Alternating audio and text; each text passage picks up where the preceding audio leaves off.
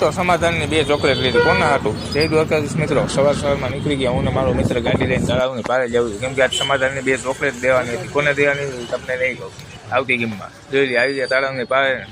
પછી મેં કહ્યું કાંઈ વાંધો નહીં. સત્યનારાયણનું મંદિર સામે હતું. ત્યાં દર્શન કરાવ્યા સરસ મજાનું. મેં દર્શન તો કરવા જવા જ પડે મંદિરે.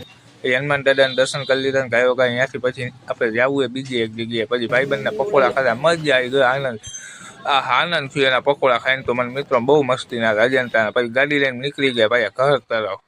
ઘરે આવીને મેં કહ્યું જ્યાંથી કામ જે ત્યાં તો અહીંયા જોયું તો ઘરે આવી ગયા. પાઇપ ફિટિંગ હતું ને તો બસ મેં એવું કાંઈ વાંધો હાલો હાજર આવ્યો.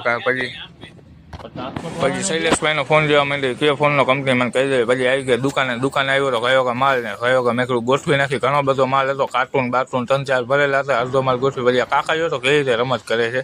પછી મેં કહ્યું કાંઈ વાંધો દાંત કાઢવા માંડે. મને તો આવા નવા મિની વ્લોગ જોવા માટે આપણી ચેનલ લાઈક શેર સબસ્ક્રાઈબ કરવાની ભૂલતા નહીં. જય દ્વારકા.